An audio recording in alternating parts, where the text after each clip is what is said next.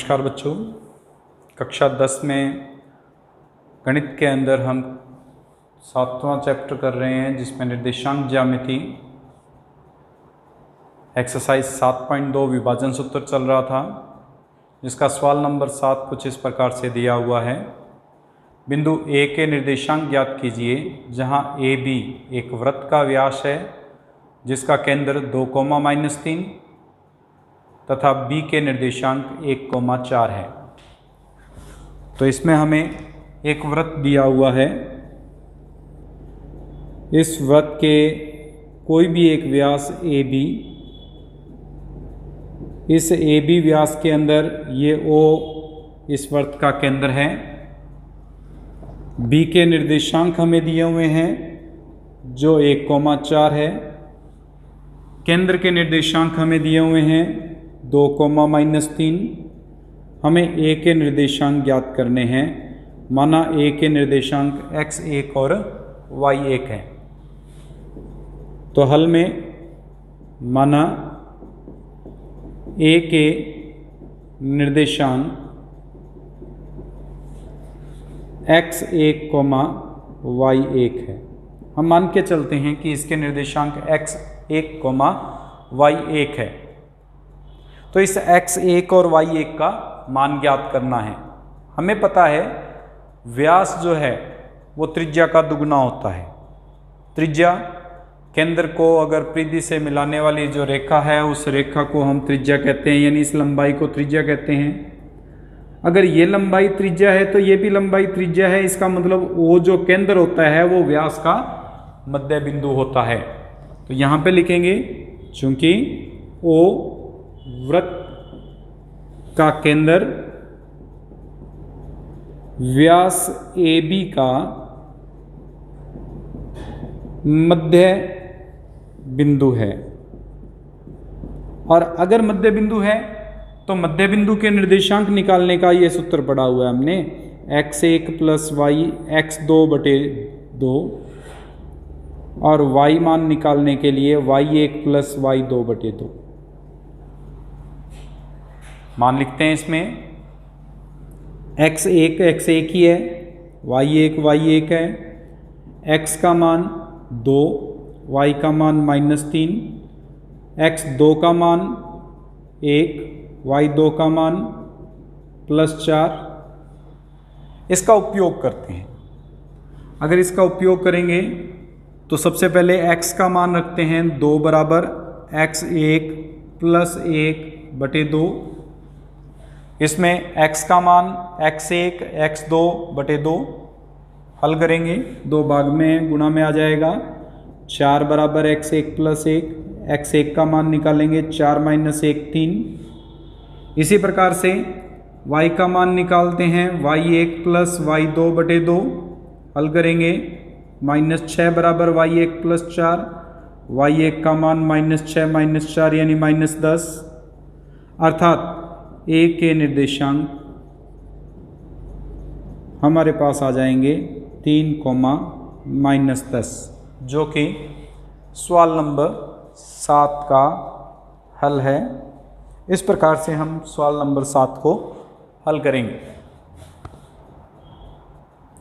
इस प्रश्नावली का मोस्ट इंपॉर्टेंट सवाल क्वेश्चन नंबर 8, जिसमें दिया हुआ है यदि a और b क्रम से -2, -2 और 2, -4 हो तो p के निर्देशांक ज्ञात कीजिए ताकि AP बराबर 3/7 AB हो और P रेखाखंड AB पर स्थित हो।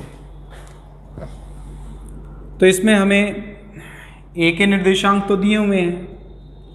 A के निर्देशांक है -2, -2। B के निर्देशांक दिए हुए हैं 2, -4। इस पर एक बिंदु P के निर्देशांक हमें ज्ञात करने हैं, जिसके लिए हमें ये दिया हुआ है कि AP बराबर है 3/7 AB के। ये AB गुणा में है, इधर लेके आए तो AP/AB बराबर हो जाएगा हमारे पास 3/7 के। हमें M1 अनुपात M2 नहीं पता। अगर m1 अनुपात m2 पता हो तो p के निर्देशांक निकालने आसान है। सीधा हमने विभाजन सूत्र का उपयोग करना है और उसको हल कर देना है।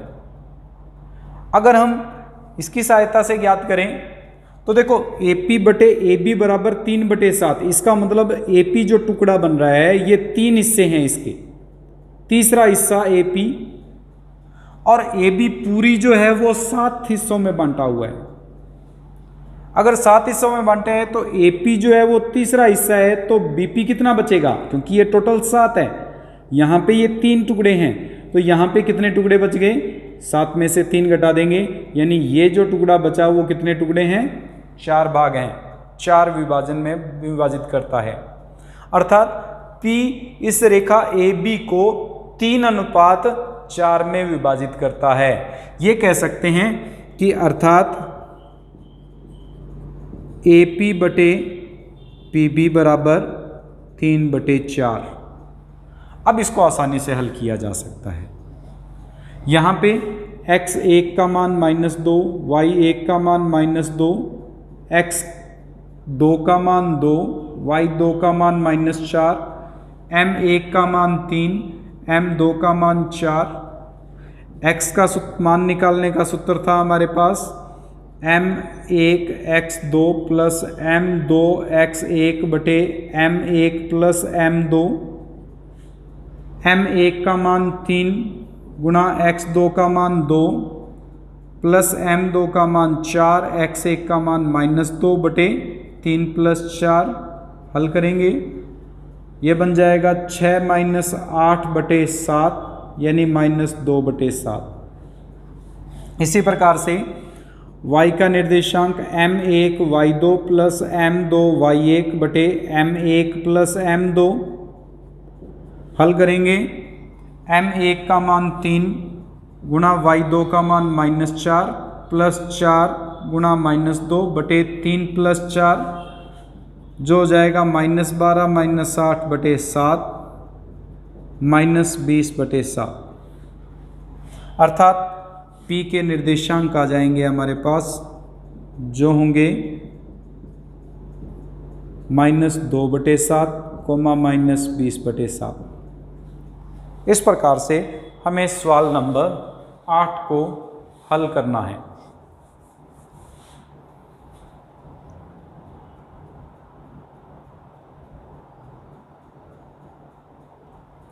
नौवां सवाल, बिंदुओं A -2,2 B 2,8 को जोड़ने वाले रेखाखंड AB को 4 बराबर भागों में विभाजित करने वाले बिंदुओं के निर्देशांक ज्ञात कीजिए।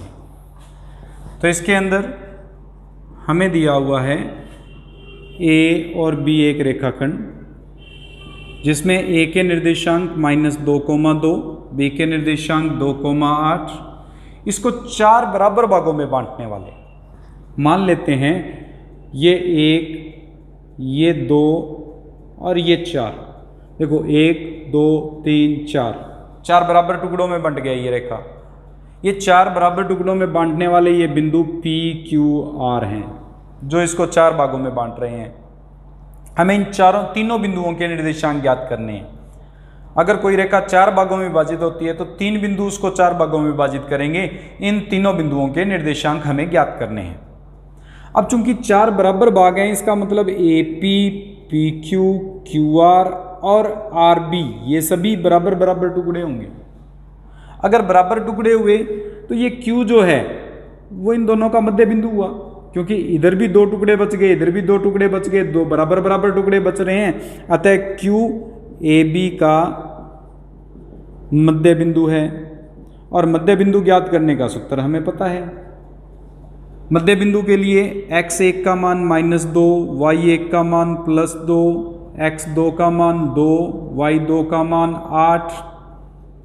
Q के निर्देशांक निकालने के लिए Q के निर्देशांक x1 प्लस x2 बटे 2, y1 प्लस y2 बटे 2, मान रखेंगे -2 प्लस 2 बटे 2,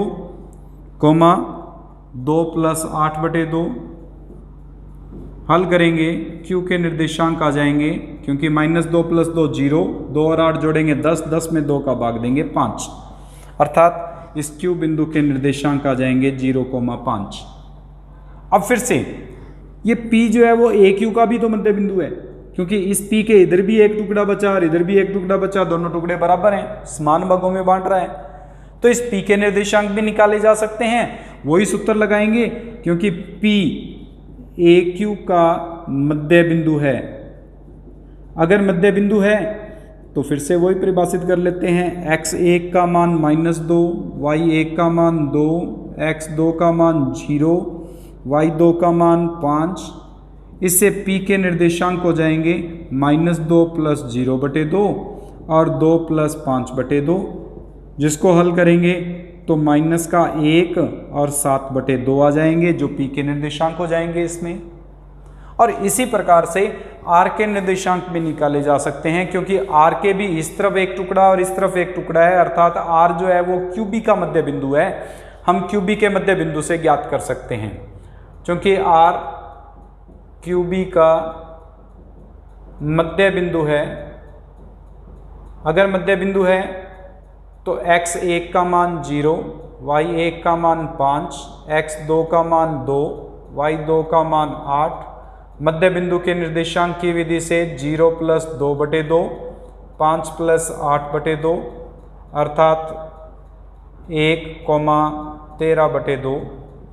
तो ये p के निर्देशांक हो गए -1,7/2, q के निर्देशांक आ गए 0,5 और r के निर्देशांक हो गए 1,13/2। इस प्रकार से ये 3 बिंदु ऐसे हैं जो इस रेखा AB को 4 समान भागों में विभाजित करती है। इस प्रकार से हम इस सवाल नंबर 9 को हल करेंगे। एक सवाल बचा है 10वां सवाल, जिसको मैं अगली प्रश्नावली के साथ में करवा दूंगा। त्रिभुज का नियम करेंगे, त्रिभुज का क्षेत्रफल ज्ञात करने का सूत्र करेंगे, उसके साथ में करवाऊंगा इसको। और कोशिश करें कि इन सवालों को करके देखें, उदाहरण भी करके देखें। अगर कोई डाउट हो तो मेरे से पूछें। धन्यवाद।